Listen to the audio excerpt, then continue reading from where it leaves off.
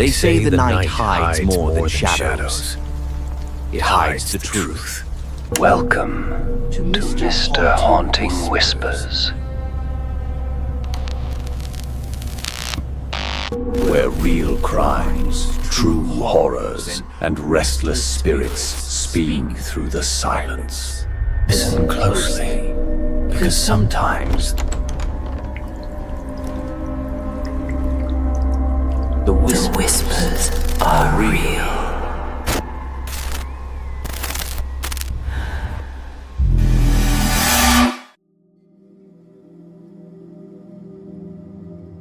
When we sleep, the world stops needing us.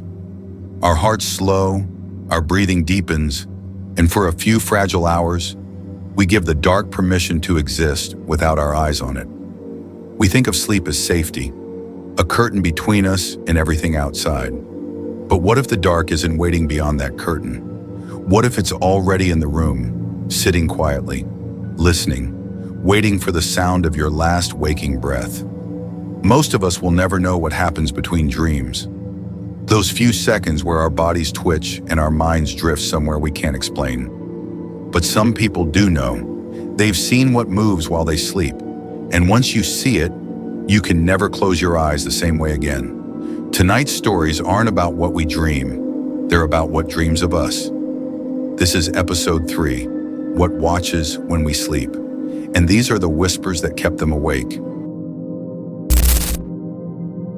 I used to think nightmares ended when you woke up, that whatever chased you, whatever reached for you in your sleep, vanished with the morning light. But I don't believe that anymore. Not since the night I saw him standing at the foot of my bed. It started small, a few nights of restless sleep, an uneasy heaviness that I couldn't quite explain. You know that feeling, when the dark seems to weigh more than usual, when silence feels aware? It began like that. I'd wake up at odd hours, usually around 3 in the morning. No reason, no noise, just awake. And every time I'd have this quiet certainty that something had been watching me while I slept. At first, I blamed it on stress. I was working overnight shifts as an editor for a small news outlet. 12 hours of flickering screens and caffeine. My sleep schedule was a mess. But soon it stopped feeling like exhaustion. It felt like intrusion. The dream started in week 3. Always the same one.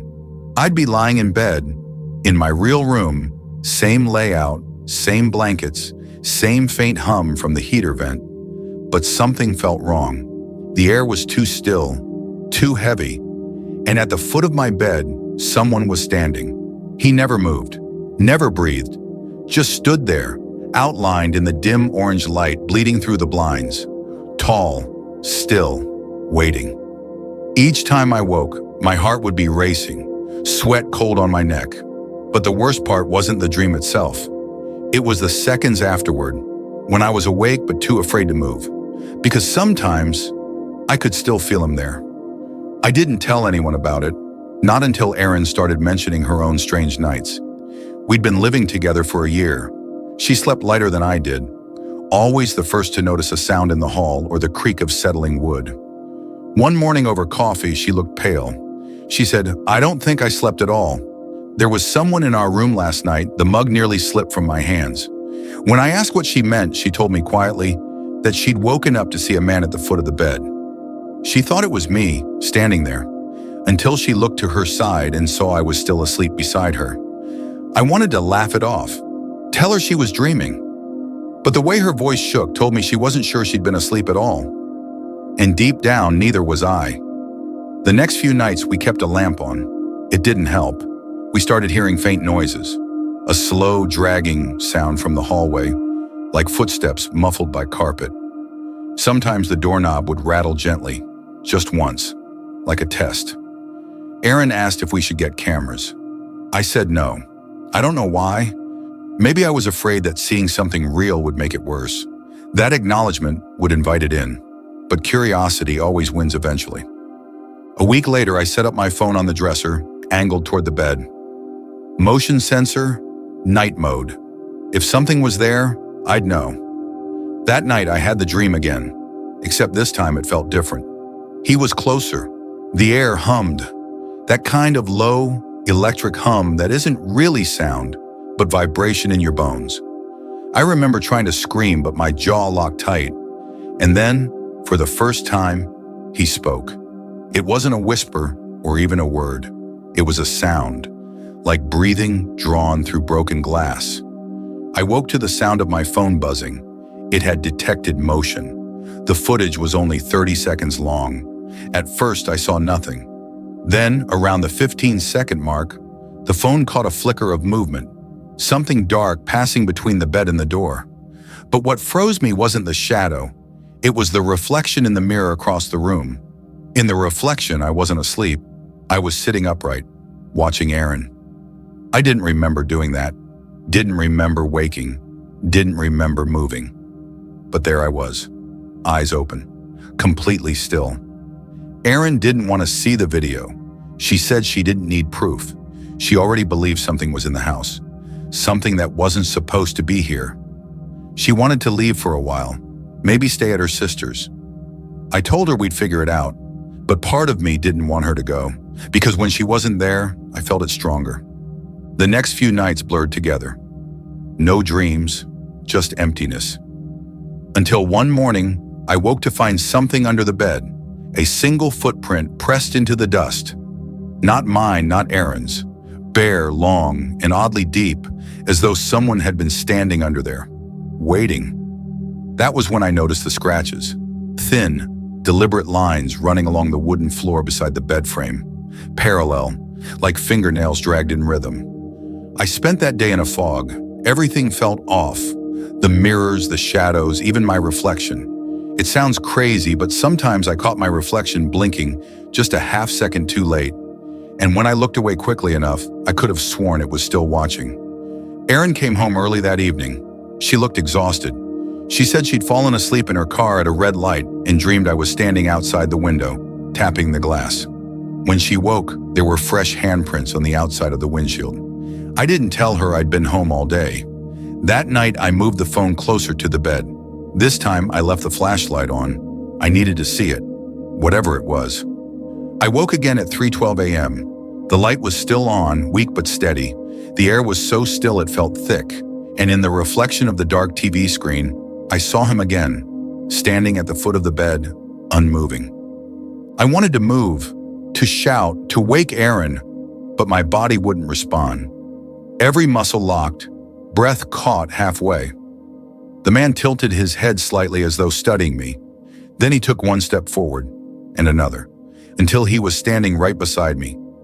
The reflection flickered, just once, and for that fraction of a second, I saw his face. It was mine. When I woke, Erin was crying. She said she'd seen me standing by the bed, but I hadn't been awake. She said I'd whispered something over and over. When I asked what, she wouldn't repeat it. She just said, "You weren't talking to me." We never stayed another night in that apartment. 2 weeks later, she left completely, said she couldn't sleep anywhere near me anymore. And honestly, I understood, because I can't sleep either. Every time I start to drift off, I feel that weight again, that awareness at the edge of the dark. Sometimes I think I see him at the foot of the bed. Sometimes I think he's lying in it, right beside me. And sometimes when I finally do fall asleep, I dream of being on the other side of the room, watching myself sleep. The last recording my phone ever made was the night before I threw it away. The video is only 8 seconds long. It starts with me asleep, breathing slow. Then my eyes open, suddenly, sharply, and I sit up. I stare at the camera for a long moment. Then I smile, but my mouth doesn't move. People always say sleep is when the body heals, when the mind resets. But maybe that's just what we tell ourselves. Maybe sleep isn't rest. Maybe it's surrender, and something else takes over when we close our eyes. Something that wears our faces. Something that watches until we wake up. When I first downloaded the sleep app, I didn't think much of it. It was one of those things you try after too many restless nights. Another promise from the digital world that it can fix something human. The app was simple. It tracked your breathing, recorded sleep patterns, and analyzed sleep disturbances like tossing, movement, or talking. I started using it in January when my insomnia was at its worst. It wasn't just sleeplessness. It was the feeling that my body was tired, but my mind was wide awake, as if something inside me refused to let go. The first few nights the app worked. The gentle rhythm of its breathing sounds, inhale, exhale, lulled me into something close to rest. And in the morning I could check the data, cycles, durations, heart rate. There was a strange comfort in it, like I could measure my safety. Until the third night. That morning when I checked the app, I saw a small red icon I hadn't seen before. Audio disturbance detected, 3:17 a.m. I tapped the notification. The playback began with my own breathing, slow, steady, then a faint whisper layered beneath it. At first I thought it was static or interference, but the longer I listened, the clearer it became. It was another set of breaths, not mine. They were deeper, uneven, almost searching. The app marked it as ambient noise, possible external source. I laughed it off, maybe the neighbors or traffic outside, but I didn't live near traffic. And my neighbors, well, my nearest one was a half-mile away. That night I left my phone on the dresser instead of the nightstand, just in case. The next morning there were two red icons, both around the same time, 3:14 a.m. and 3:16 a.m. The first recording began with the soft hum of the heater, my breathing faint under the blanket. Then another sound, a long inhale, followed by a whisper. It said my name. At least, that's what it sounded like. A low murmur, almost testing the shape of the syllables. Then a pause. Then a second voice, quieter but distinct, repeating it. My name. Twice. When I replayed it, the voices were gone. Only static remained. The file name had changed too, from audio_0314 to audio_0000, as if it had been rewritten. That was the first night I moved the phone closer again. Over the next few days, I tried not to check the app first thing in the morning, but the red icons always found me. The pattern was always the same. Between 3:10 and 3:20 a.m., something changed in the recordings. Sometimes it was faint tapping, like fingertips on wood. Sometimes a sigh or a slow, dragging breath that didn't match mine. Once I heard something that sounded like fabric shifting, the subtle creak of a mattress. Each time, the data log marked increased heart rate detected. My own, apparently, but I hadn't woken during those times. At least, I didn't remember waking. By week 2, I started keeping the light on. I told myself it was temporary, just until I figured it out. The app didn't like the light. It said it interfered with data accuracy, but I didn't care. That night, I decided to listen live. I left the playback open, phone face down, mic on. If something happened, I'd hear it. I must have drifted off around midnight. I don't remember falling asleep, just the click of the heater turning off and then silence. When I woke, it was still dark. The app was still running, and the breathing I heard wasn't mine. It was slower, heavier. The kind of breathing you hear from someone standing close to you in the dark. I didn't move, didn't even blink. I just listened. The breathing continued, steady, almost deliberate. Then came a soft creak, the sound of the floorboards near the end of my bed. The air shifted, and for the first time, I felt something I can only describe as presence. I reached for my phone without looking away from the dark. The screen glowed faint blue. The app was still running, and the waveform showed two patterns, mine and someone else's. I stared at it for what felt like forever. Then, slowly, I pressed the lock button. The sound stopped. No fade out. Just gone. Like the world itself had been on pause. The next morning, the data summary appeared as usual. But something was different. There was a section labeled Shared Sleep Session. I never activated that feature. I didn't even know it existed. When I opened the log, it displayed two user IDs, mine and another, Guest03. The app said the guest breathing pattern was inconsistent with human sleep rhythm. I deleted it immediately, uninstalled the whole thing, but it didn't matter, because now I didn't need the app to hear it. The sounds kept coming, faint at first, then closer, clearer. Sometimes while I was lying in bed, half asleep. Other times while I was sitting at my desk, in broad daylight. Always that slow inhale and the whisper that followed. Sometimes it said nothing at all. Other times it said my name. I tried to stay awake. Coffee, bright lights, background noise. It didn't help, because now it wasn't about sleep. It was about stillness. It only came when I was still. Last week I found my phone on the nightstand again. I hadn't touched it. The sleep app was open, a new version, apparently reinstalled during an update, and it was recording. There was only one file saved. Timestamp, 3:17 a.m. The playback began with silence, then a breath, then a whisper. It said, "You're breathing wrong." The voice was mine. When I tried deleting the app again, it said, "Uninstall blocked, session in progress." And sometimes when I wake up, I can still hear it running, breathing for me. Sleep. It's supposed to be the one place we're safe, where the world fades and our minds can finally rest. But what if sleep isn't a refuge?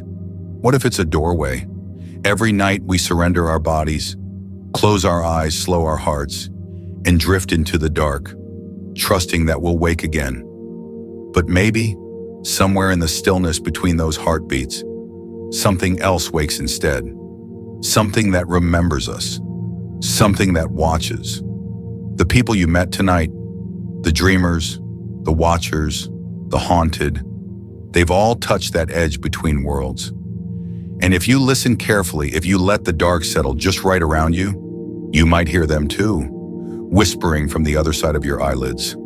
Sleep well tonight. But if you feel eyes on you when you dream, don't open them. You've been listening to Mr. Haunting Whispers, where every truth leaves a scar. If the story unsettled you, good. That means you were listening. Subscribe and stay close to the dark, because the next whisper might be for you.